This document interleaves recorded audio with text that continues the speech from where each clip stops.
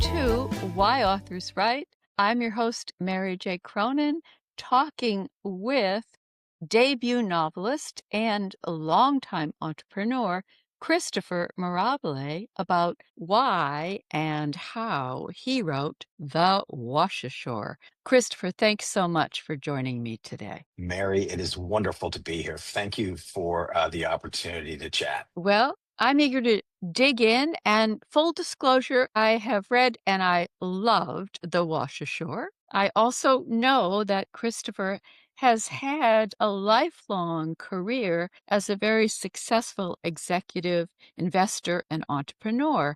So, first question, Christopher, I'd love you to talk about what inspired you to pivot away from that success into perhaps risky life as a full-time author? Well, those are great questions, fun questions. So it wasn't a daring leap. It was a little bit more like a third act or easing into retirement kind of a thing. And it was as much sort of a confluence of events. I grew up the son of a librarian miles outside of a tiny town, and books were a refuge for me. I was probably an undiagnosed ADHD, and every time I fidgeted, my librarian mother would stick a book in my hand. So books were friends. Books were something I always loved. And for whatever reason, I did read a certain amount of historical stuff, but the mystery stuff really stuck and was a favorite genre that kind of, eventually the structure of those books soaked into my bones on some level.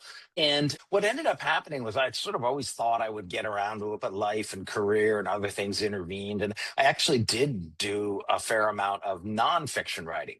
A partner and I ended up publishing about a dozen nonfiction titles that were really in support of an industry and an entrepreneurial software venture that we had gotten into.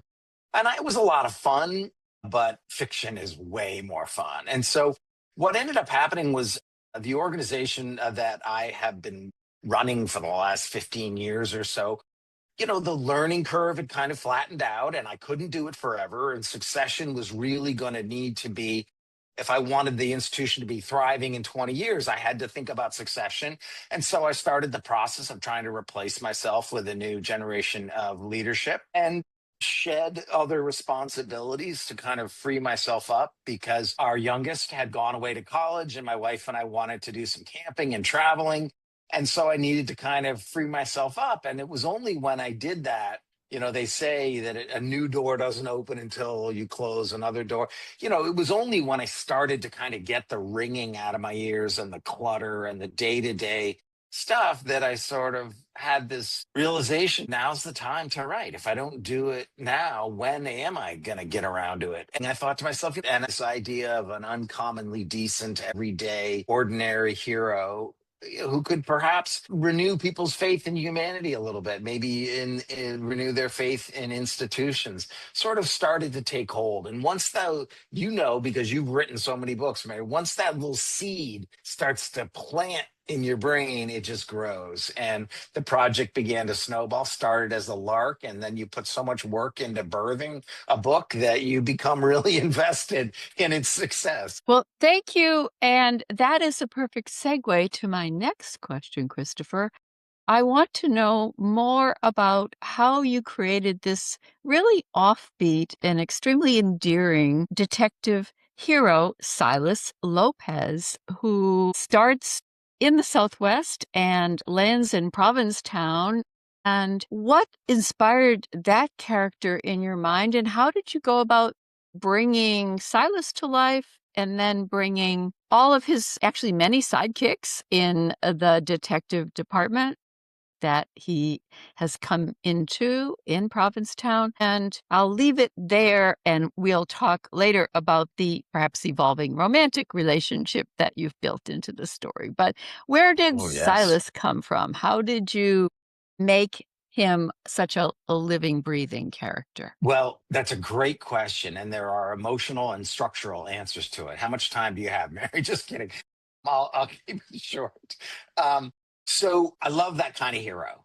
I love as I've always been interested in temperament, and I'm relatively introverted, and I just think a lot about that. And so that kind of hero, Robert B. Parker has written a lot of heroes who are strong and thoughtful and silent. And so I liked the archetype, but I also was interested in exploring themes around differences between, say, status versus goodness, right? They get conflated a lot in our society, but they're actually quite different. And so I thought having someone with very, very humble, common roots, growing up on horseback, working on a ranch would allow me to do that. And the big motivation for me was celebrating this wonderful place where I'm so privileged to spend most of my time, Provincetown and the Cape Cod National Seashore, way out at the end of the Cape. And I really am someone who very much enjoys location and being outdoors. And when I read, I look for atmosphere and setting. The story, the more it takes me away, the better. And so I started to think about structurally, could I take a hero like that, him or her, from somewhere far away and use their wide eyed shock and culture shock and experience to really bring the location to life. And that's exactly how it started to happen. And then, of course, gave him a dialect, which takes a lot of work and research to get that just right. And I had to amp things up a little bit by creating kind of a worlds collide relationship with the love interest in the book, because that just amplifies the difference, the strangeness, and the sort of the stranger in town kind of trope. Another thing that I think is quite evident, you mentioned all his sidekicks. Another thing, I feel like behind every great achievement and every great person is a series of mentors who helped along the way. And I've enjoyed in the last 15 years, even in the years prior to that, when I was more of a corporate lawyer, mentoring people and helping people. I really enjoy that. And so I wanted to sort of make him a mentor to a young department that needed help. It was the kind of character I wanted to hang around with and write books about, but it also served very specific mechanical functions in the creation of and the plot structure. Now let's dig into the nitty-gritty of that writing process. Everything from what you did every day, from the germination of an idea into a plot line, and then go back to the emotional side of building a character and how you went about that. Oh, there's so much interesting stuff nested in all those excellent questions, Mary. First of all, I should just say I love series fiction, and I knew I was creating a series, so it was critical to do it right. The first foundation stone has to be level, or the whole building's going to be crooked. And so I wasn't just slapping Silas together to throw him out in the market and see if it stuck. I was trying to build a franchise worthy character, a real character who had dimensionality and richness, who could grow over time. And I'm thinking about multiple story arcs during his development. So that's one piece of it. The other thing I should say is I didn't know how to do it. And I actually painted myself into a little bit of a corner because the book is written in third person close, which is a very typical narrative structure to use. There are multiple point of view books and so forth, but he walked into the room, it smelled like coffee. That's a pretty commonly used structure, particularly for sort of this type of fiction. So I said, okay, I'm going to write in third person close, which is where the only thing the reader knows is what Silas experiences directly, or what he thinks, or what he sees. And it turns out that if you have a man of few words as your third person point of view close, you end up having to get a little bit creative about getting those thoughts and feelings out there. That led to a lot of dialogue, and I've always had a fairly good ear for dialogue, so that gave me an opportunity to the dialogue gave me an opportunity to enrich the characters a little bit, but also the interiority. There are a lot of little bits where Silas says something very confidently to a group of people, and then the reader hears the thoughts inside his head. They're a little bit different, and maybe he's not 100% sure, and that adds to the richness of the character a bit there. But I'll tell you an interesting story. I am not ashamed to admit that I also love romance. upmarket mainstream romance. I'm not in it for the steamy scenes, but I think a beautifully written romance is just a renewing story, right? I mean, when the gal gets the guy or the guy gets the gal or whatever the case may be, there's a certain satisfaction to that. And then, I've always sort of mixed it up and read the occasional romance. And to me, you need tension and things that sustain a reader in a book.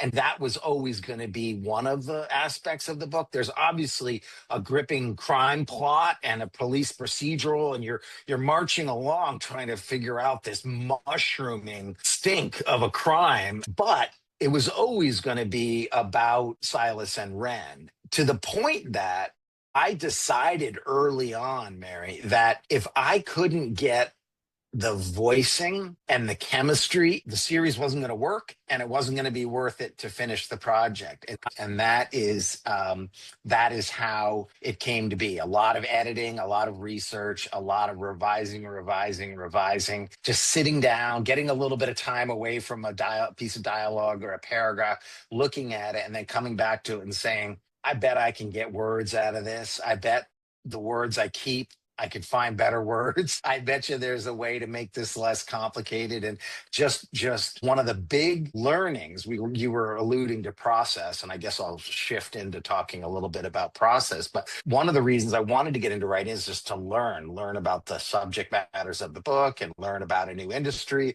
and learn about a new craft, and also learn about myself. And another thing I learned is that the magic of fiction writing really is in the editorial process. And if you're a perfectionist, you're never going to finish, because you got to get it down, let the story breathe, and then you refine. And that's something that, I guess I'd been exposed to, but never really felt and experienced before. And I had with the second book, The Holdfast, which is coming out later this summer, into the early fall. And when the first draft, I was like, oh no, I've lost it. This first isn't as good as the first book and everything. And by the time I was done writing 10 drafts and editing the life out of it, I'm not 100% sure it isn't the better book now, so that's the power of the editing process. So those are some things I learned. It turns out I'm a pretty fast writer, and I don't do super detailed outlines, but I also don't write by the seat of my pants. I outline at roughly the one index card per chapter level, right? So trying to have a sense of, I think about the books in terms of arcs, like what is the arc of Silas getting to know Provincetown? What's the arc of his relationship with Wren? What's the arc of his relationship with his difficult sergeant? And think about what this chapter is going to need to do. And often when I'm doing that, little bits of dialogue come into my head and I jot them down. And then I go back and I start to march down that path and write, and just leave enough flexibility to know that the story is going to make you realize there's a plot hole, or there's something you need to do, or what? If I'm going to have him talking to that person, then this other thing probably needs to occur first, and so forth. And so that's how it kind of came together, but kind of a self-taught, figure it out as you go along kind of a thing. In retrospect, what lessons have you learned? What are you going to do differently, if anything, now that you understand your own writing process and your strengths and challenges? What will you change? So, as you begin to develop characters and settings and dynamics, you become a little bit more constrained by the realities the guardrails that you've created. And so you have to put a little bit more thought into the selection of plot engines, and making sure that they fit and they're consistent and they sustain enough tension to really reward the reader's attention and keep them fixated. It's a little bit like a breakout band. This hot new band comes out and they release their first album, and it has all the heartbreak and all the experiences of their entire life to date is in that first album. And then the record company says, okay, so get to work on the follow-up album. And they're like, wait, I already spent all my heartbreak, right? Once you get going on a series, you really have to feed your readers. And so the first book was kind of a rudderless, no deadline exploration process. And then all subsequent books kind of need to get written on a schedule. And I wanted to hold fast to quickly follow the Washashore because I wanted to get the series launched on a strong footing. And I didn't want the Washashore to be out in the market for a long time with people being unsure whether there's going to be a follow up. Because a lot of series readers, they don't want to try a series until it's like, I'm not going to watch that show until all the episodes have been released. I need to think about my subsequent books as a project management challenge and make sure I'm working backwards from a target release date and I'm putting all the pieces in place. It's a little easier because so much has to be built for a first book, author website, various social media, and so forth. So the first book is brutal, and it gets a little bit easier as you go along. So that sounds like the upside and the downside of deciding from the outset that it's going to be a series. You've got some constraints now. You've created these memorable and very idiosyncratic characters, and you have a fabulous but very well-defined location in Provincetown. And now that's going to be the expectation that your readers will bring into future books in the series. You watch, Mary. I'm going to throw those constraints overboard eventually. I'm not going to let this thing collapse in on itself. I've got ideas for the next 10 books, and they don't all involve the mean streets of Provincetown, Massachusetts. Wonderful. And I also will comment that I hear the entrepreneur business executive coming out when you mention it's going to be project management and create that infrastructure and not let it collapse upon itself. Sounds like a startup venture in some ways, Christopher. And I'm sure that a part of you has thought of it that way. So love to ask you that. What value in the experience that you brought into this project, even though you decided to leave that full-time career of business entrepreneur behind, what are you taking with you and how is it helping you as an author today? Well, that's a great question. I'm a third career author, right? And I think that's a really wonderful way to get into it because I think the more professional and life experience you have before you get into creative writing, the better. I just think it's true of most endeavors in life, but you just bring more to it, including just contacts, not industry contacts, but just people you've met over time. And I think the time in that I've spent the last 15 years investing in and supporting and mentoring and coaching startups. And I think one of the things that's been incredibly helpful is that idea of going from 0 to 1. Being around startups is really the science of what's possible. Entrepreneurs just believe in the idea of creation from scratch, and that energy gets into you, and you start to think, I can create this. And so that was a big part of it, being able to get things done through other people, build a team and develop a culture and get out there and sell. I think that understanding allowed me as kind of an extrovert literate introvert to kind of get out there and say, I'm gonna do my own thing. I'm gonna give myself permission to do my own thing. But I also think conventional skills, just time management, attention to detail, being process oriented, having basic marketing instincts, just the fact of having spent a lifetime communicating business communications. I mean, that helps your writing muscles. It's different writing, but it helps. So my hat is off to the 20-year-old kids who get into this game, not having had their heart broken, hoping they're going to be able to support themselves financially writing. It's really hard, especially if you want to write what you want to write. So I think going into it as an adult helped me a lot. Great and very realistic about all those points. And my segue for this next question is Christopher, book tour time, promo time. Every author has to own that part of publishing today.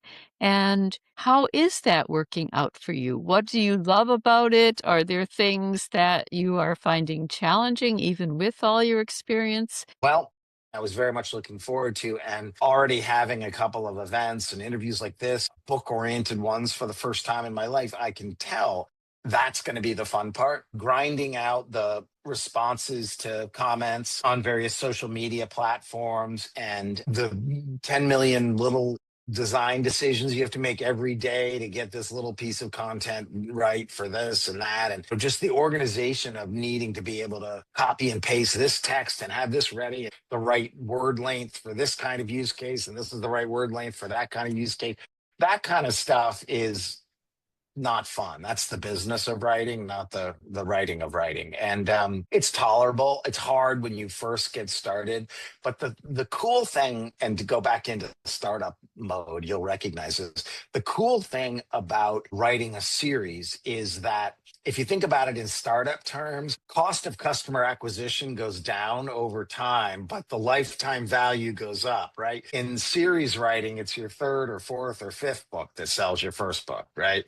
And so right now I'm at the hardest stage where I'm trying to build a following on TikTok and the other social media platforms. And I had to build an author page on Goodreads and Amazon and Facebook, all those kinds of things. Just so much work. When you go into book 2, you have those assets already and some familiarity with using them. And you've got all the readers who enjoyed the first book, and you can bring them into the book 2 experience and build on that. And then take all that and bring it with you into the third book. And so it does get a little bit easier. And I constantly reassure my wife on this because she has seen this project just grow completely beyond her wildest expectations in terms of how absorbing was. She sort of thought I was retiring. And in fact, I've been as busy as I've ever been. Doing 2 books essentially at the same time is a real juggling act when one of them is your first book ever.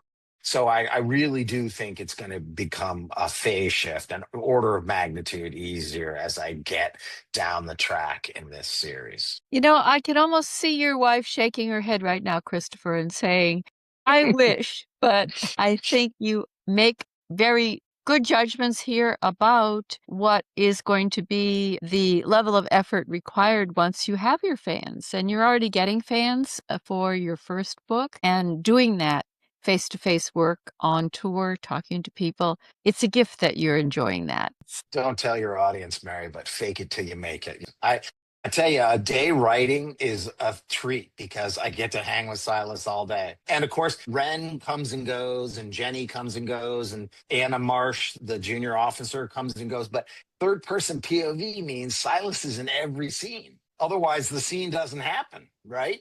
And so I get a day writing is a day hanging out with Silas, and that's a good day in my book. You've already shared so much wisdom, hard-earned wisdom over an entire career and a very intensive introduction to life as a full-time author, culminating in your publication and your writing of 2 books. Wow.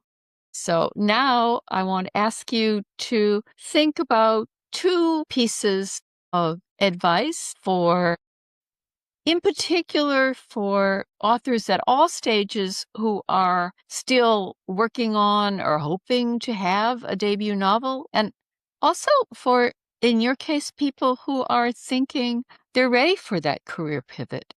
Is it realistic? Is it possible to become a full-time author as a second, third, fourth career? Love to hear your thoughts on both of those questions. I sort of have some hit the gas and some pump the brakes advice, right? Do it. Don't be constrained by this idea that you can't create something. Don't be constrained by this idea that there's rules. Cummings didn't like capital letters and punctuation, so he didn't use them. I mean, do whatever the hell you want. It's your truth, speak it, right? So I do think that people who are sitting here thinking to themselves, maybe they go to your show because they are wondering about writing, right? And maybe they're curious about the question of why writers write, why authors write. So I say to those people, you can do it. It is possible to create something from nothing. And, like an entrepreneur, it is in you to do it. And your way of doing it is valid. It's just that's what makes the story yours. And I think it's an incredible journey and one of the most wonderful ways you can spend your time. And it's hard to leave a dent on the universe in one lifetime, but if you create great works of writing, they will live on, past you. So that's the hit the gas advice. The pump the brakes advice is it is a tough business to make a living in. And it is a business where the more miles you have on the odometer and life experiences and learnings and knowing an industry, for example, a lot of lawyers get into being novelists and they write these great legal thrillers and they couldn't write them if they didn't know that industry, right? I'm incredibly privileged to have a blurb from William Landay, who wrote Defending Jacob and was very, very generous and kind to spend time with my book and say some nice words, as were you. But Landay gets his verisimilitude from having been a prosecutor. So it's tough to be a wizened old person with a real philosophy or a way of thinking like Silas, 21-year-old kid right out of college or an 18-year-old kid right out of high school. So it's not, if you're consumed by it and it's the only thing you can do it. You'll find a way. You'll find a way. But if it's something that you're thinking about and you're just kind of it's a nights and weekends thing and maybe you're doing some journaling and you haven't quite decided what you want to write, that's okay too. Don't beat yourself up. Just keep the project at a low simmer, take those notes, think about your voice, think about what you want to do, and when the time is right, perhaps you've achieved your goals around a family or a career or knowledge or getting your financial house in order. When the time is right, you're going to dust that stuff off and you're going to get into it. And it's going to be a better experience for you. And the product is going to be better as a result. So, something on the order of only 2 to 3% of the people who set out to write a book actually complete the manuscript, let alone getting it published. And so I hate to think how many of those people could have done it if they hadn't started too early and they had started at a time when they were in a position to really be patient and apply the perseverance and tenacity to the project. Wonderful advice. And on that very positive and realistic note, thank you, Christopher Mirabile, debut novelist, soon to be best-selling Silas Lopez series author.